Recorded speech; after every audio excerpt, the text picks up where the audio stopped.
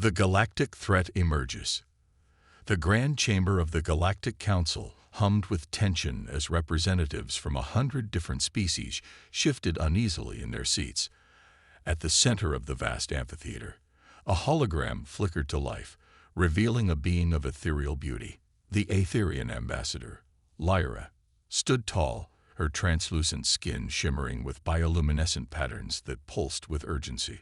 Honorable members of the council, Lyra began, her melodic voice tinged with desperation. I come before you today with grave news. The Voidborn have breached the outer defenses of the Aetherian system. Our peaceful people face extinction if immediate action is not taken. Murmurs rippled through the assembly. The Aetherians were known throughout the galaxy for their advanced artistry and philosophy, but their pacifistic nature left them vulnerable to the brutality of the Voidborn, a mysterious race of conquerors that had emerged from the depths of uncharted space. High Counselor Zix, a towering insectoid creature, raised a clawed appendage for silence. Ambassador Lyra, while we sympathize with your plight, the Galactic Council must consider the implications of intervention. The Voidborn have shown no interest in expanding beyond the Aetherian system, perhaps if we do not provoke them. With all due respect, High Counselor, Lyra interrupted, her bioluminescence flaring with emotion.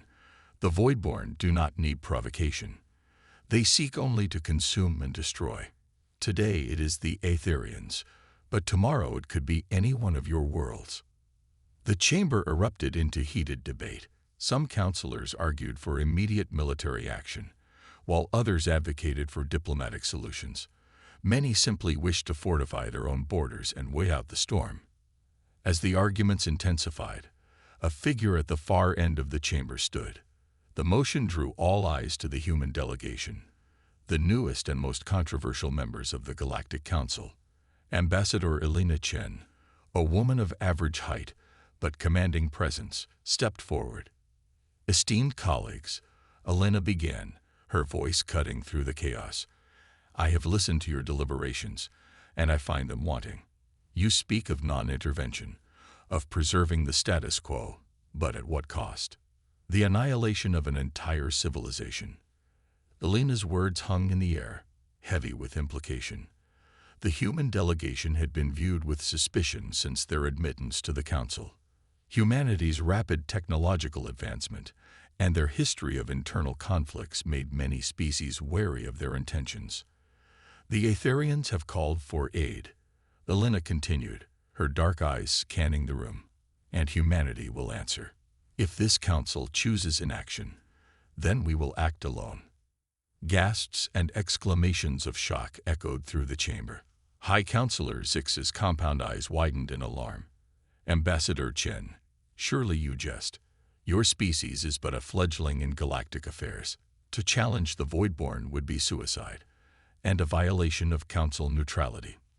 Elena's lips curved into a grim smile. We are young, yes, but we have faced extinction before and prevailed. We know the value of standing against impossible odds. And as for Council neutrality, what good is a governing body that watches idly as its members are slaughtered? The human ambassador turned to address the entire assembly. Humanity extends an open invitation to any species willing to join us in defending the Aetherians. But make no mistake, with or without you, we will meet this threat head-on. As Elena spoke, holographic displays throughout the chamber lit up with incoming transmissions. Reports flooded in of human military vessels already mobilizing, breaking formation from their assigned patrol routes, and making full speed towards Aetherian space. The council chamber descended into chaos. Some representatives hurled accusations of warmongering, while others begrudgingly admired the humans' decisiveness. Through it all, Lyra of the Aetherians stood silent, hope rekindling in her luminous eyes. High Counselor Zix struggled to regain control of the assembly. Ambassador Chen, you cannot simply. We can, and we will, Elena interrupted firmly. Humanity did not join this council to watch worlds burn. We joined to make a difference. She turned to Lyra, bowing slightly. Ambassador, the human fleet will rendezvous at these coordinates. We'll need all the information your people can provide about the Voidborn's capabilities. As Lyra gratefully accepted a data crystal from Elena, the rest of the human delegation rose and prepared to depart. The message was clear. The time for debate was over. Action would speak louder than any words exchanged in this chamber. Before leaving, Elena addressed the council one final time. I hope that when we return, it will be to a galactic council worthy of its name, one that protects its members and stands against threats to our shared cosmos. Until then, we have a war to win. With that, the human delegation exited the chamber, leaving in their wake a stunned silence punctuated by the frantic communications of 100 worlds grappling with humanity's bold move. In the depths of space, aboard the flagship of the human fleet, Admiral Kira Donovan received the encrypted transmission from Ambassador Chen. A veteran of Earth's tumultuous unification wars, Donovan knew the weight of the task before them. As she gazed out at the stars, each one potentially harboring life that would be snuffed out if the Voidborn were not stopped, she felt a familiar resolve harden in her chest. All hands, Admiral Donovan's voice rang out across the entire fleet. This is not a drill. We are about to embark on the most important mission in human history. The galaxy is watching, doubting our resolve, our capability. It's time to show them what humanity can do when the stakes are high and the cause is just. As the human ships engaged their faster-than-light drives, disappearing into the cosmic tapestry with flashes of brilliant light, the first chapter of humanity's galactic legacy was about to be written. In Starfire and Sacrifice, humanity's bold move, the cavernous hangar bay of the UES Intrepid buzzed with activity as pilots and ground crews rushed to prepare for the impending battle. Admiral Kira Donovan strode through the organized chaos, her presence electric, drawing salutes and determined nods from her crew. At the far end of the bay, a group of scientists huddled around a holographic display, their faces illuminated by the ethereal glow of Aetherian technology. Dr. Ilara Vance, Earth's leading xenobiologist, looked up as the Admiral approached. "Admiral," Ilara greeted, her eyes bright with excitement despite the grim circumstances. "The Aetherian data is incredible. Their understanding of biophotonics could revolutionize our communication systems, maybe even our weapons." Donovan nodded, her expression serious. "That's why we're here, Doctor.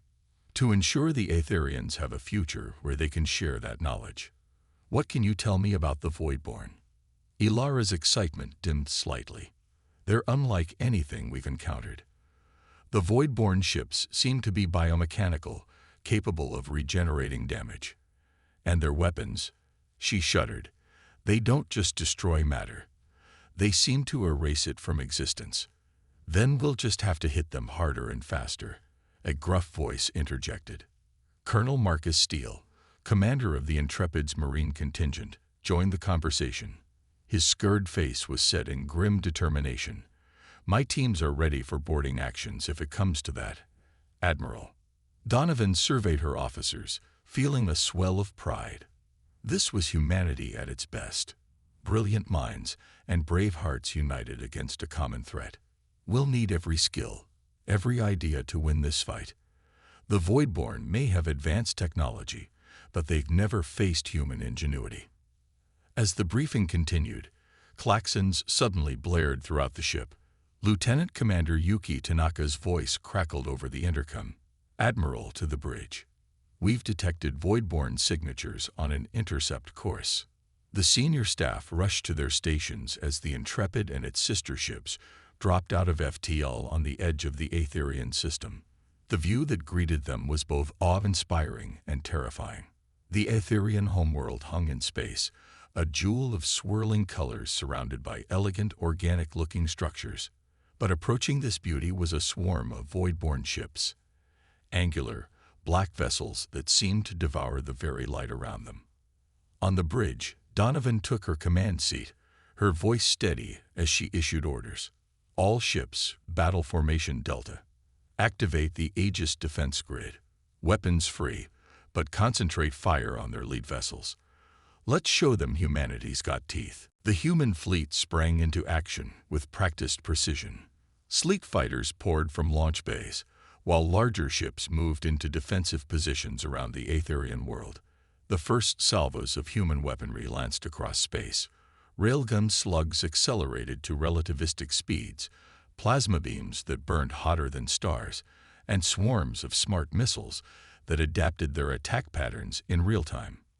The Voidborn, caught off guard by the sudden appearance of the human armada, momentarily faltered. Several of their smaller ships were vaporized in the opening volley, while others sustained heavy damage. But the alien fleet quickly regrouped, their ships moving with an unsettling, almost organic fluidity. As the battle was joined in earnest, the true horror of the Voidborn arsenal became apparent. Beams of absolute darkness lashed out, carving voids in space where human ships had been moments before. Smaller craft that resembled metallic insects swarmed towards the human fighters, latching onto hulls and beginning to burrow through. In the thick of the dogfight, Wing Commander Zura Hassan barrel-rolled her fighter, barely avoiding a Voidborn beam. "This is Falcon Leader," she called over the comms, her voice tense but controlled. "Those swarmers are adapting to our evasive patterns. We need new tactics fast." Back on the Intrepid, Dr. Vance's team worked feverishly, analyzing sensor data in real time. "Admiral," Ilara's voice cut through the chaos of the bridge. "We've detected a pattern in the Voidborn ship movements. They're not just a swarm. There's a hierarchy, a central intelligence directing them." Donovan's eyes narrowed as she studied the tactical display. "Can we isolate it? Find their command ship?" "Working on it," Ilara replied, her fingers flying over holographic interfaces. "There, that large vessel at the rear of their formation. It's emitting a unique quantum signature." A plan began to form in Donovan's mind. It was risky, potentially suicidal, but it might just turn the tide. "Colonel Steele," she called, "prep your best squad for a boarding action. We're going to cut the head off this snake." As Steele acknowledged the order, Donovan turned to her helmsman. "Lieutenant Tanaka, plot us a course through that chaos. We're going to punch right through their lines." The young officer's eyes widened, but she nodded firmly. "Aye, Admiral. It'll be one hell of a ride." Donovan opened a channel to the entire fleet. "All ships, this is Admiral Donovan. We've identified the Voidborn command vessel. The Intrepid will be making a push to neutralize it. I need everyone to give us cover and keep those bastards off our back. Today, we prove that humanity isn't just noise and fury. We're the salvation this galaxy needs." A chorus of acknowledgments flooded the comms as the human fleet reorganized.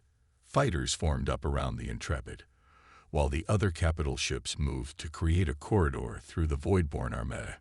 With a surge of its antimatter drives, the Intrepid leaped forward, plunging into the heart of the enemy fleet. Point defense systems worked overtime, swatting away Voidborn attackers as the massive ship barreled through, its shields flaring under constant assault. On the bridge, klaxons wailed as systems were pushed to their limits. "Hull breach on Deck 7.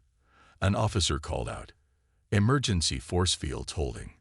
"Reroute power from non-essential systems," Donovan ordered calmly. "Keep those shields up." As they neared the Voidborn command ship, a massive void beam lanced out, narrowly missing the Intrepid's bow. The human vessel shuddered under the gravitational distortions left in the beam's wake. "Now, Tanaka," Donovan shouted. "Evasive pattern Omega-3." The Intrepid corkscrewed impossibly, its inertial dampeners straining as it avoided another lethal beam. They were close now, so close to their target. "Colonel Steele, stand by for boarding," Donovan commanded. "Dr. Vance, I want you with them. Your expertise might be the key to understanding and shutting down their systems." As the Intrepid closed in on the Voidborn command ship, the battle hung in the balance. The fate of the Aetherians, of countless species across the galaxy, and perhaps of humanity itself would be decided in the next crucial moments. The Galactic Council had dismissed humans as reckless and primitive. Now that very nature might be the galaxy's salvation. Donovan's voice rang out one final time before the boarding action began. Remember who we are. Remember why we fight. For Earth, for the Aetherians, for every being that looks to the stars with hope instead of fear. Today we make history. With those words echoing in every heart and mind, the human assault team prepared to launch, ready to bring the fight directly to the heart of the Voidborn threat. The battle intensifies. The boarding pods erupted from the Intrepid's hull, streaking towards the Voidborn command ship like angry hornets. Inside the lead pod, Colonel Steele checked his team's vital signs on his HUD, his face set in grim determination. Beside him, Dr. Ilara Vance clutched her datapad, her knuckles white, but her eyes blazing with determination. Remember, Steele's gravelly voice came through the squad's comms. We're not just fighting for humanity anymore. We're fighting for every species that calls this galaxy home. Failure is not an option. As the pods neared their target, the Voidborn ship's defenses came to life. Beams of absolute darkness lashed out, annihilating two of the pods instantly. Steele gritted his teeth, watching as good soldiers vanished into the void.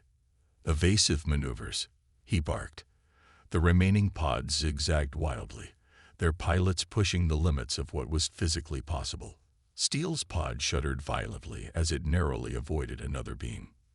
With a bone-jarring impact, the surviving pods slammed into the hull of the Voidborn ship. Steele was on his feet instantly, plasma cutter in hand. Breach and clear. Go, go. The Marines poured out of the pods, immediately engaging the Voidborn defenders. The alien creatures were nightmarish amalgamations of flesh and machine, their bodies shifting and reforming as they attacked. Plasma bolts and laser fire crisscrossed the alien corridor as humans and Voidborn clashed in close quarters. Dr. Vance emerged from the pod, her eyes wide, as she took in the bizarre architecture of the ship. Colonel, she called out over the din of battle, these structures, they're not just biomechanical. They're responding to our presence, adapting in real time. Steele blasted a Voidborn creature that was lunging towards them, its body dissipating into a cloud of dark particles. Can you use that? Find us a way to shut this thing down. Ilara nodded, her fingers flying over her datapad as she interfaced with the ship's systems. I need to get to their central processing unit. It should be at the heart of the ship. You heard the doctor. Steele bellowed to his squad. Form up. We're pushing to the center. Back on the Intrepid's bridge, Admiral Donovan watched the tactical display with growing concern. The boarding team's life signs flickered erratically as they pushed deeper into the Voidborn ship. Meanwhile, the battle outside was reaching a fever pitch. Admiral, Lieutenant Commander Tanaka reported, her voice tense. 3 more of our destroyers have been lost. The Voidborn are adapting to our tactics faster than we can develop new ones. Donovan's mind raced, searching for a solution. Her eyes fell on the holographic representation of the Aetherian homeworld, its swirling colors a reminder of what they were fighting for. Suddenly, an idea sparked. Get me a direct link to Dr. Vance, she ordered, and patch in the Aetherian scientists we have on board. As the connection was established, Donovan outlined her plan. Doctor, the Aetherians' biophotonic technology. Can we use it to disrupt the Voidborn's quantum communications? There was a moment of silence punctuated by the sounds of battle. Then Ilara's voice came through, breathless but excited. Yes, we could create a cascading quantum interference pattern, but we'd need to broadcast it from multiple points simultaneously and at an enormous power level. Leave the power to me, Donovan replied. She turned to her weapons officer. Divert all non-essential power to the main cannon. We're going to use it to broadcast Dr. Vance's interference pattern.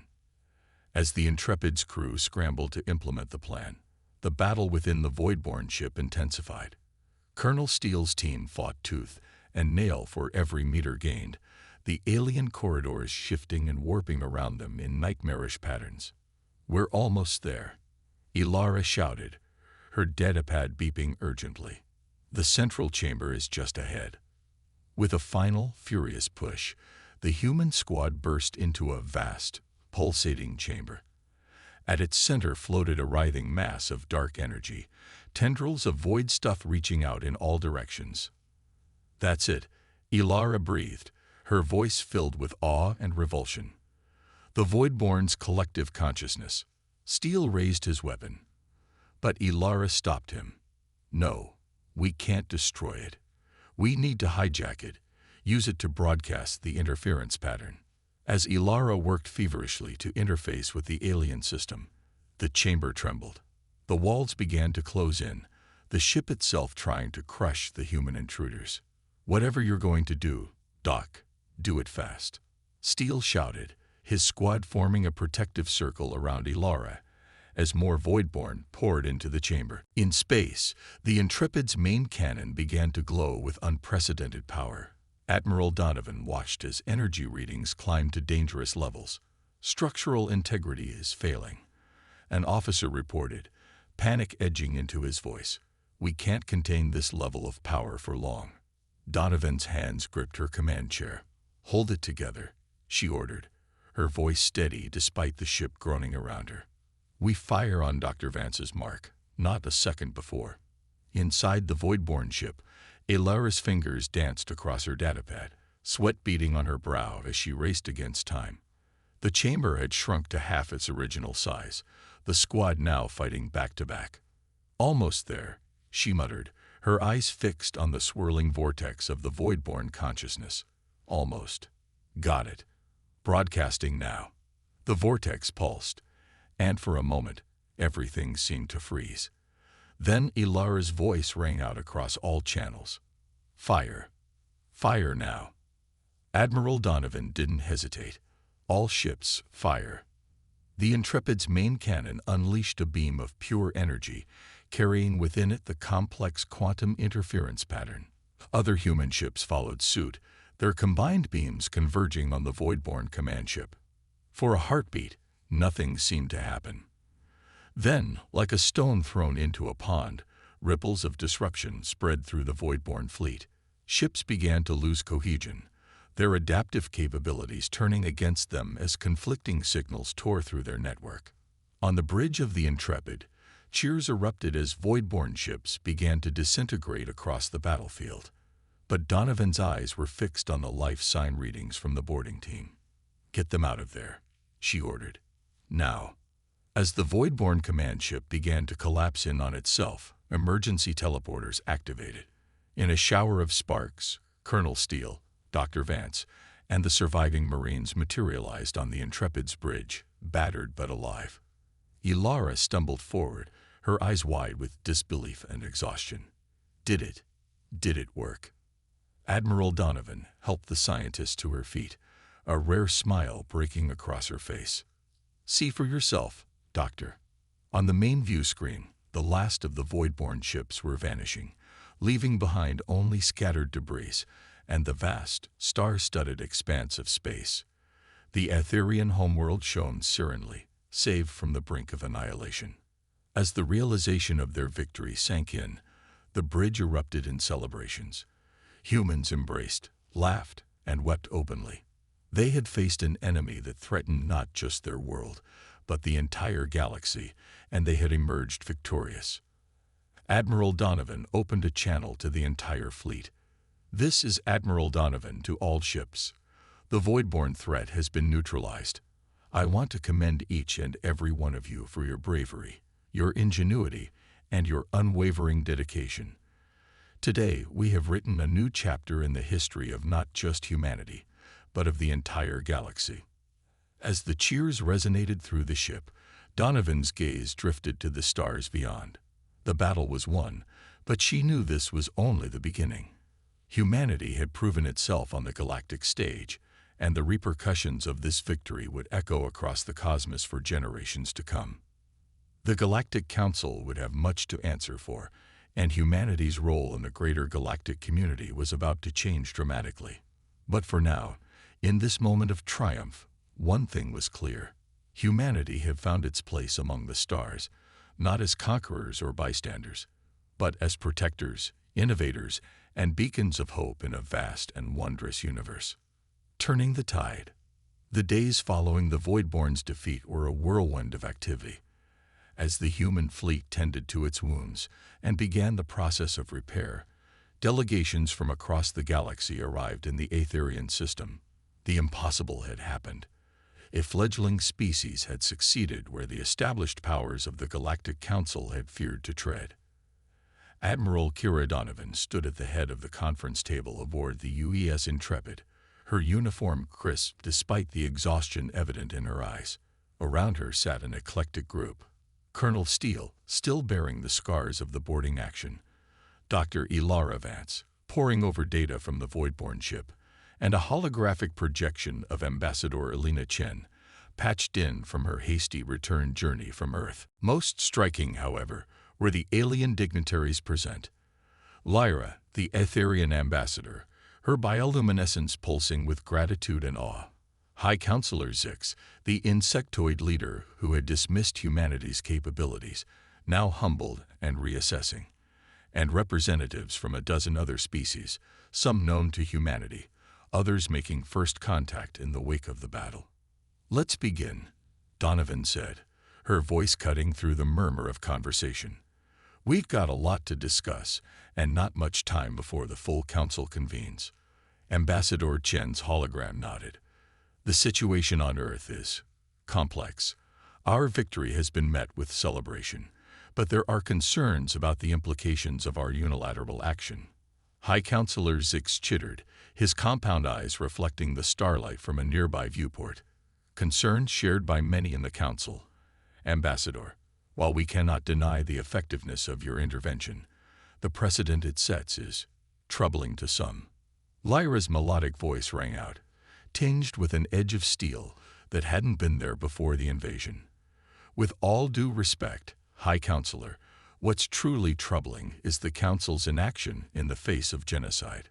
The humans acted where you would not, and in doing so, they've saved not just the Aetherians, but potentially countless other species." A murmur of agreement rippled through the alien representatives. Donovan allowed herself a small smile before speaking. "Our intention was never to undermine the Council's authority, but to uphold its founding principles. The defense of sapient life against existential threats should be our highest priority."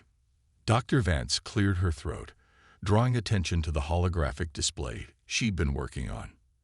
"If I may, I believe we have an opportunity here that goes beyond politics. The data we've gathered on the Voidborn technology is revolutionary. Their quantum communication networks, their adaptive biomechanical systems, with further study, these could transform life for every species in the galaxy. And you propose that humans lead this research?" Zix asked, a note of skepticism in his voice. "Not alone," Ilara replied firmly. "What we're proposing is a joint initiative, a combination of human innovation with the diverse knowledge and perspectives of galactic society. The Aetherians' expertise in biophotonics was crucial to our victory. Imagine what we could achieve if we all worked together." The conference room buzzed with excited discussion as the implications sank in. Colonel Steele, who had been silent until now, spoke up. "It's not just about technology. The Voidborn may be defeated, but they're not the only threat out there. We need a rapid response force, drawn from all our species, ready to face whatever the galaxy throws at us next." Ambassador Chen's hologram nodded approvingly. "A united front, both in research and defense. It's ambitious, but if the events of the past week have proven anything, it's that we're capable of achieving the impossible when we work together." High Counselor Zix's antennae twitched thoughtfully. "Your proposals have merit, but they would require a significant restructuring of the Galactic Council and its procedures." "Then let's restructure," Donovan said, her voice filled with conviction. "The old system failed when it was needed most. It's time for something new, something that can meet the challenges of our age." As the discussion continued, plans began to take shape. A new galactic defense force, with humanity playing a key role, but integrated with the strengths of other species. Research initiatives that would share the breakthroughs from the Voidborn technology across the galaxy. and a reformed council structured that would prioritize action and cooperation over bureaucracy and isolationism. Hours passed, and as the meeting drew to a close, there was a palpable sense of hope and excitement in the room. The galaxy was on the cusp of a new era, one shaped by the unlikely heroes who had dared to stand against the darkness. As the dignitaries filed out, Lyra approached Admiral Donovan. The Aetherian's luminescence had taken on a warm golden hue. "Admiral," she said softly, "my people owe you a debt we can never fully repay. But more than that, you've given all of us, a new vision of what's possible when we reach for the stars together."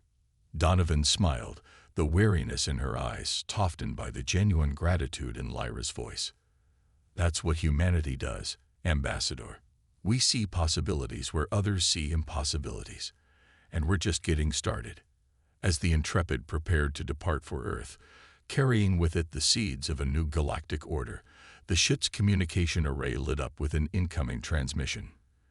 It was a joint broadcast from every world that had borne witness to humanity's stand against the Voidborn. Images flowed across the screens, celebrations in the towering spires of Aetherian cities, solemn ceremonies of gratitude on worlds that had fought themselves next on the Voidborn's list, and everywhere, the flag of Earth displayed alongside the symbols of 100 alien cultures. The message was clear.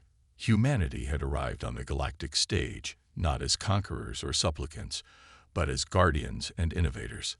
The species that had been dismissed as primitive and warlike had proven to be the galaxy's best hope for a brighter future. As the Intrepid engaged its FTL drive, setting course for home, Admiral Donovan looked out at the star-studded expanse before her. The galaxy had changed, and humanity with it. The challenges ahead were immense, but for the first time in cosmic history, the sentient species of the Milky Way were truly united. Whatever the universe had in store, they would face it together, with human ingenuity and determination leading the way into a new age of exploration, discovery, and cooperation. The stars seemed to shine a little brighter as the ship disappeared into the depths of space, carrying with it the hopes and dreams of countless worlds, and the promise of a future limited only by the boundaries of imagination itself. Aftermath and new galactic order.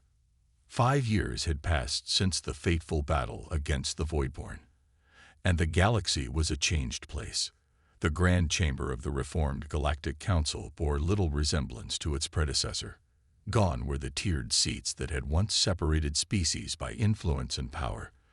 In their place stood a circular arrangement of stations, each race represented equally in this new era of cooperation.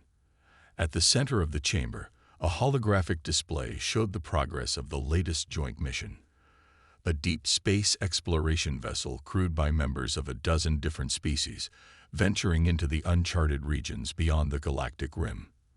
The ship itself was a marvel of collaborative engineering, combining Aetherian biophotonics, Zixthar gravity manipulation, and human adaptive AI systems. Ambassador Elena Chen, now serving as humanity's representative on the Council's Executive Committee, watched the proceedings with a sense of pride and wonder. The changes of the past 5 years had exceeded even her most optimistic projections.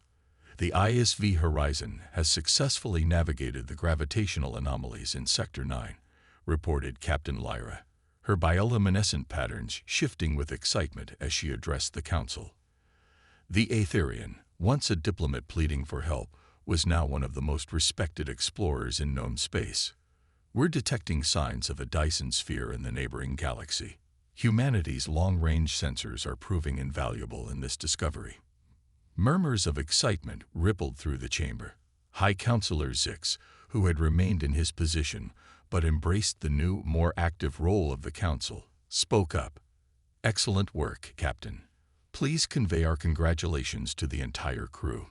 This discovery could revolutionize our understanding of advanced civilizations." As the Council discussed the implications of the discovery, Elena's mind wandered to the changes that had reshaped galactic society. The Galactic Defense Force, born from Colonel Steele's proposal, had transformed from a hypothetical concept into a reality. Mixed-species crews now patrolled the borders of known space, their ships equipped with technology that would have seemed like magic just a few years ago. Dr. Ilara Vance's vision of collaborative research had blossomed into the Galactic Science Initiative. Breakthroughs in medicine, energy production, and faster-than-light travel were being made at an unprecedented rate. The adaptive properties of void-borne technology, combined with the diverse perspectives of dozens of species, had unlocked new realms of scientific understanding. But perhaps the most profound change had been in the way different species interacted with one another. The barriers of mistrust and misunderstanding that had long divided the galactic community were slowly but surely breaking down. It wasn't uncommon now to see mixed-species families, cross-cultural art movements, and philosophy symposiums that blended ideas from across the cosmos. As the council session drew to a close, Alina made her way to one of the observation decks. The sprawling space station that now served as the seat of galactic governance orbited a neutron star, its location a symbolic gesture of unity, neutral territory that belonged to all species equally. She was joined by Zix, his insectoid form moving with a grace that belied his alien physiology. "Quite a view, isn't it, Ambassador?" he chittered, his compound eyes reflecting the stellar panorama before them. Elena nodded, a smile playing on her lips. "Sometimes I still can't believe how far we've come." There were moments, in those early days after the battle, when I feared we might have overstepped, that the galaxy would reject us. Zix's antennae twitched in what Elena had come to recognize as amusement. "I must admit, I was among those who harbored such fears. But your species has surprised us at every turn. Your capacity for adaptation, for seeing possibilities where others see only obstacles, it's quite remarkable." "We've all adapted," Elena replied. "The galaxy we knew 5 years ago feels like ancient history now." Their conversation was interrupted by a soft chime. A holographic display materialized before them, showing Admiral Kira Donovan. The years had added a few streaks of gray to her hair, but her eyes were as sharp and determined as ever. "Ambassador, Counselor," she greeted them. "I hope I'm not interrupting, but I have news you'll both want to hear. We've just received a transmission from the edge of the Andromeda Galaxy. The Voidborn. We've made contact with them." Elena felt her breath catch in her throat. Zix's exoskeleton rippled with tension. "Are they hostile?" the counselor asked. Donovan shook her head, a look of wonder on her face. "No, quite the opposite. It seems our actions 5 years ago didn't just defeat their invasion force. It fundamentally altered their collective consciousness. They're requesting a dialogue, a chance to understand the beings who changed them so profoundly." The implications were staggering. The great enemy, the existential threat that had once united the galaxy in fear, was now reaching out in a gesture of peace. It was an opportunity for understanding, for growth, that no one could have anticipated. "We'll need to convene an emergency session of the Council," Zix said, his voice filled with a mix of apprehension and excitement. Elena nodded, her mind already racing with the possibilities. "Agreed. But first," she turned to Admiral Donovan. "Kira, I think it's time we paid a visit to Earth. The people back home should hear about this in person, and I think they need to be reminded of how far we've come, of the role we've played in reshaping the galaxy." As preparations began for this next great adventure, Elena took a final look at the star-filled vista before her. Humanity had dreamed of the stars for millennia, imagining their place in the cosmic order. But reality had proven far grander, far more wondrous than even their wildest dreams. They had come to the galactic stage as newcomers, viewed with suspicion and dismissal. They had proven themselves as defenders, as innovators, as bridge builders between disparate cultures. And now, they stood ready to take the next great leap, to extend a hand of understanding to beings once thought unknowable. The journey ahead was uncertain, filled with challenges yet unimagined.